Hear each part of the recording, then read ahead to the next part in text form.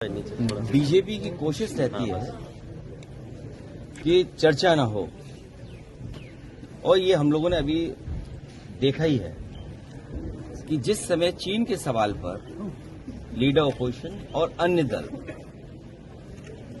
जानकारी हासिल करना चाहते थे, भारतीय जनता पार्टी पीछे हट गई। और इस बात को हम कई बार दोहराते हैं, चीन के साथ हमारे कैसे संबंध हों उस पर हम लोगों को हमेशा विचार कर करके फैसले लेने चाहिए।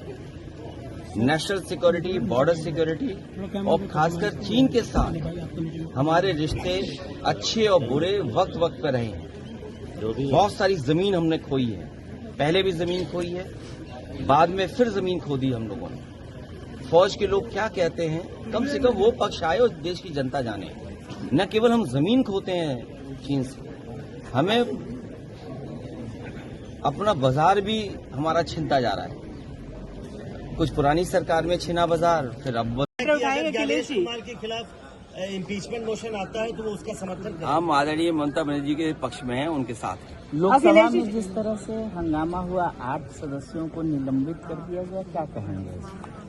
सरकार को बात सुननी चाहिए और अपना पक्ष सरकार को रखना चाहिए। अखिलेश जी, जब आप मोशन ऑफ थैंक्स पे एड्रेस देंगे तो क्या आप भी राहुल गांधी वाला इशू उठाएंगे या आपके अपने अलग कुछ आप इशू? बहुत नई पत्रकार तो है नहीं। डॉक्टर राम मनोहर लोहिया, जॉर्ज फर्नांडिस, नेताजी और तमाम समाजवादी नेताओं ने हमेशा इस बात को कहा कि सबसे ज्यादा खतरा अगर किसी से है तो हमारा चीन से है। और चीन की ने पहली बार जमीन नहीं हमारी छीनी है।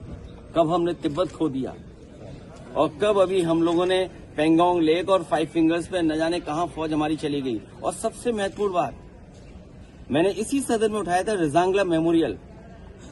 रिजांगला मेमोरियल जहां बना था उसको हटा करके कई किलोमीटर दूर फिर बनाया गया है।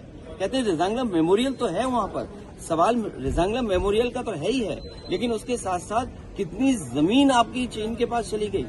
तो ये बहुत सेंसिटिव मैटर है। और फिर बाजार किसने दे दिया चीन को? सदन में बयान देना चाहते थे, लेकिन हंगामे की वजह से और जिस तरह से हंगामा हुआ उसकी वजह से बोल नहीं पाए हो। कहीं ऐसा तो नहीं कि चीन के सवाल पर न्यूक्लियर ये अमेरिका की बात को आगे बढ़ा दिया हो, व्यापारिक अपने जो संबंध गहरे किए हैं, कहीं वो बात तो बाहर नहीं आ गई सामने। अखिलेश जी, एसआईआर पे बात करें तो ममता बनर्जी सुप्रीम कोर्ट जाएंगी एसआईआर के इशू पर, क्या कहना है आपका? जो ममता बनर्जी जी पहुंची हैं, उन्होंने जो काला कोट पहना है भारतीय जनता पार्टी की काली करतूत के खिलाफ, और जनता को इसी तरह सामने आना पड़ेगा। ये व्यक्तिगत अधिकार की बात है। मत का छीनना आपका हक का छीनना। मत छीनेगा तो हक छीनेगा, और हक किस बात का? हर चीज का छीनता चला जाएगा। कल को विरासत के कागज आप बनाने के लिए सरकार आप पे दबाव बनाई, आप नहीं बना पाएंगे। नागरिकता का सवाल आएगा, बहुत सारे सवाल आएंगे। और जो उत्तर प्रदेश में हम लोगों ने एसआईआर को देखा है, ये कहीं न कहीं संगठित अपराध कर रहे हैं लोग। अधिकारी मिले हुए हैं, कुछ अधिकारी नहीं करना चाहते हैं, लेकिन फिर उसके बावजूद भी अधिकारियों पे दबाव बनाया जा रहा है। और कई जगह हम लोगों ने जो इलेक्शन कमीशन के अधिकारी और सरकार के अधिकारी उनको पकड़ा है और उदाहरण पेश किया है, किसी पे कार्रवाई नहीं हुई। आपके सुल्तानपुर में एक बीएलओ को पकड़ा, उसने बाकायदा प्रिंट किया हुआ फॉर्म ला करके फॉर्म 7 भरवा लिया और वोट कट गए। जिसको शिकायत करता है वो दस्तखत करना नहीं जानता है। नंदलाल, जिसका नाम जिसकी तरफ से फॉर्म भरा गया है, वो अंगूठा मारता है। बीजेपी के लोगों ने दस्तखत मरवा दिए उससे। ये फॉर्म 7 जानबूझ करके किसी लखनऊ, दिल्ली, कहीं ऐसा इनका एक सेंटर बना है, कमांड सेंटर, जहां से फॉर्म भर करके जा रहे हैं, बस्ते की तरह डिस्ट्रीब्यूट हो रहे हैं और वोट कटवाए जा रहे हैं। तो अगर हम आपत्ति उठाते तो इलेक्शन कमीशन कोई जवाब ही नहीं दे रहा, किसी पे कार्रवाई नहीं कर रहा।